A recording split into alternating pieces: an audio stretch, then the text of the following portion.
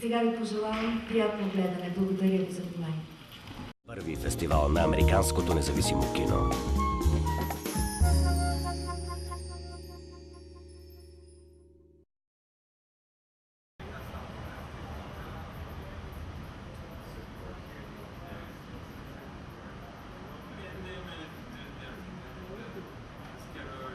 The whole point is to start a dialogue about how short films and films in general can move you. We might have the same types of questions or concerns or issues in the world.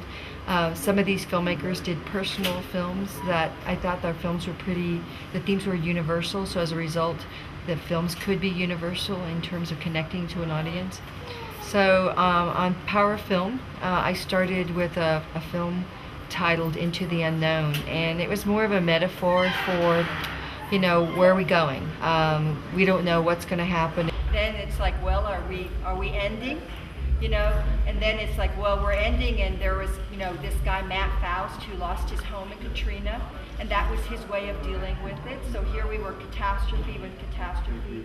So I needed to give you some hope, some sort of transition to where we could, you know, there was death, but it was bringing it up, you know, the possibilities, and then from there, you know, there was The Guardian, and then we ended with the grand design, which Eric Stoltz has been. He's kind of a poet and a philosopher, and it was his realistic take in his eyes on, you know, what the possibilities of life are. So I hope that I brought you out of that very grim space in there. But for a feature film, there's always the ups and downs, and I tried to create the feeling, the emotional feeling, so you saw in 90 minutes what you would have felt in a feature film, but with short films in terms of the emotional up and down impact. The reason it was called Star Power was two reasons. One was there are celebrities in it, but also I think that the directors are all going to be stars at some point. So for me, working with short films,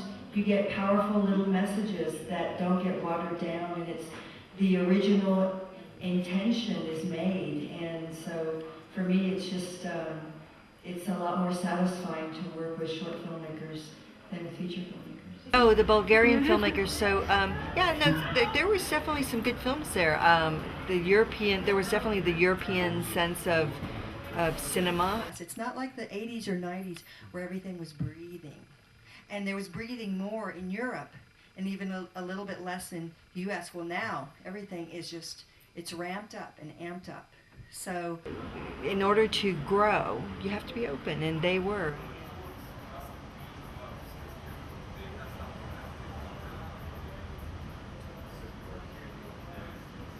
The way I came up with this one was I was actually I was on a plane, and it was a plane ride from America to Bulgaria, and the plane started shaking me.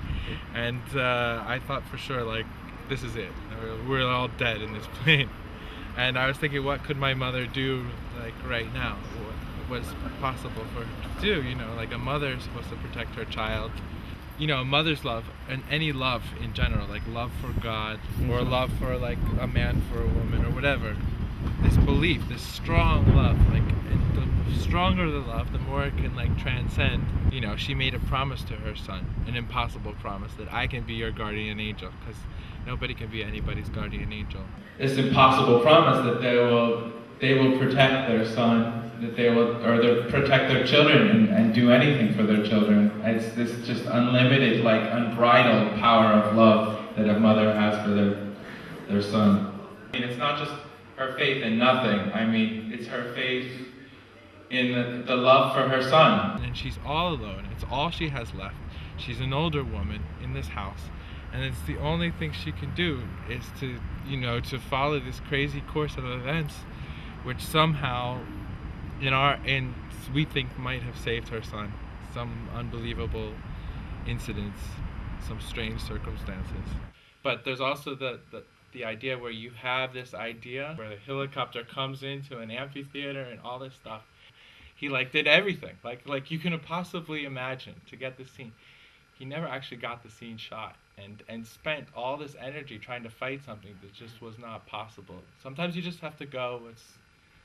you can just kind of feel like what's possible and what's not possible at the time, and just go with the things that are possible, and even if they're not exactly what you expected or like wanted in the first place, because you don't know always where something's gonna lead, but it could lead to something really good.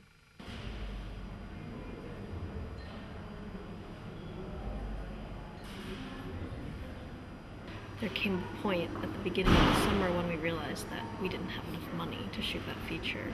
We kept, trying for it, talking to potential investors, but the economy was so bad, and so we had all these other elements to make a film. The camera was a grant that he had won because of his screenplay. We had actors, we had the crew that would volunteer, we had locations, and about $20,000 that Matt had already saved up on his own. So we thought, okay, we'll shoot something just for the sake of shooting it because we have these things, and see what comes of it. We thought maybe we would shoot a short film that was related and use that to go to festivals, generate interest, and raise the money to make the feature. But because we were able to shoot so openly, because what we ended up shooting was improvised without a script, we were able to edit from that a feature-length film without us knowing that was ultimately what would happen. So it was just a natural transition, sort of this film that we made because we had to, but also a surprise, totally unplanned. Basically, the third rule is about two slackers who go see a guru to help solve their financial problems, but things kind of go wacky. Because what happened was I had to shoot in such a short time, and it was almost an emergency situation because we were trying to get the film ready for Tribeca. The budget should have been like $5,000, but I ended up paying $35,000. It has been quite a great experience. It almost reminds me of New York. I mean, I've probably been here 8 days and maybe slept a total of 10, 12 hours because there's so many things to do here. I think it's a great film festival. I've been to other first-year film festivals, and I haven't had as much fun as I did here. And now, just like before the beginning and after the end, as the very angels would sing in heaven, tonight we sing. We sing the songs from those very moments that made us all say, "Did you hear that? That was beautiful." Some people try to rush through life too fast, too bad, not taking the time to be fully prepared for obstacles we go through in time, in life, stabbing their own self in the back with a knife. Take the time to